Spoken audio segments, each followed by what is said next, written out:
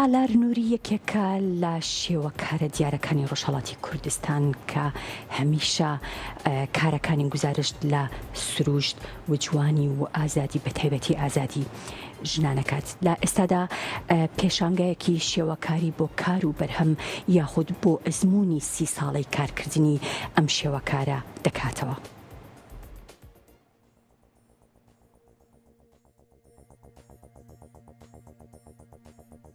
کاری ڕعالەکەم واقعی گەڕام زۆرتر حەزم بەمەیە و باقی سەبکەکانیشم پێ خۆشە، بەڵام ئەلان کار و ئیشەکانی من لێرە لەم پیشانگەیە کاروباری سیاقەڵەمە، ئەرزێ لە خزمەتە ڕەنگی ڕۆغەنە و مداد ڕەنگی و ڕاپیدی ڕەنگیە کە ئامادەی نمایشە. حدودی 35 ساڵە خەریکی کاری نەقاشیم، مقدارێک تعدادی نمایشگان بووە لە شارهای مختلفی ئێران. من ئەلعان تەمەنم 49 ساڵە و لە 11 ساڵگی و لە منداڵی و خەریکی ئیشی نەقاشیم. بە منداڵی مەقامی ئەوەڵی کودەکانی جیهان مێناوە ئەو دەمکە بەرنامەی کودک و نەوجەوان بوو لە شەبەکاتی ئێران. ئەرز بێ لە خزمەتە لەو دەمە من خەریکی نەقاشیم. سریەکی فۆلکلۆری کوردیە کە حەزم لێیەتی کە بە سیاقەڵەم دەرمێناوە بە میداڕەنگی دەرمێناوە.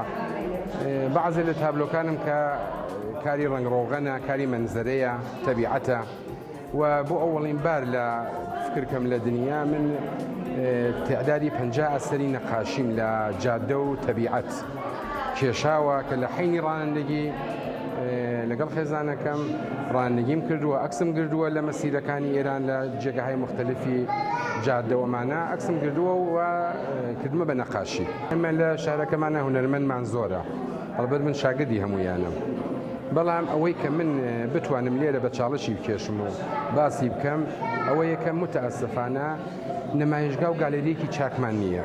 ئەلعان سەنعەتی NFT لە بازاڕی دنیایی ورودی کردووە، کەناڵهای مەجازی فرۆشی ئاسار، ئەرز بێ لە خزمەتە گالەریهایەکی زۆر لوکس و گەورە کە خەریکن ئاساری هونەرمەندان بە قیمەتهایەکی زۆر باڵا ئافرۆشن. ئێمە متەئەسفانە فەرهەنگمان لە نەزەری نەقاشیەوە زۆر باڵایە، زۆر قدمەتمان هەیە، بەڵام پەڕەی پێ نەدراوە، مەسئولان تەوەجوی پێ ناکەن.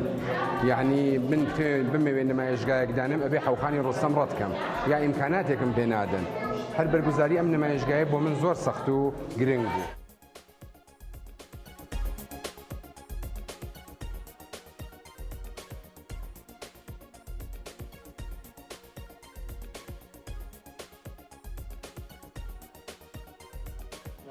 بەرخلافی ئەوەی کە متەئەسفانە مەسئولانی بەڕێز حەمایەت ناکەن، خۆشبەختانە خەڵک حەمایەتیان کرد، زۆر تەشریفیان هێنا بۆ ئێرە، هەتا پیشنەهادی خەریدیان بوو لە من لە بابەتی نەقاشیەکان.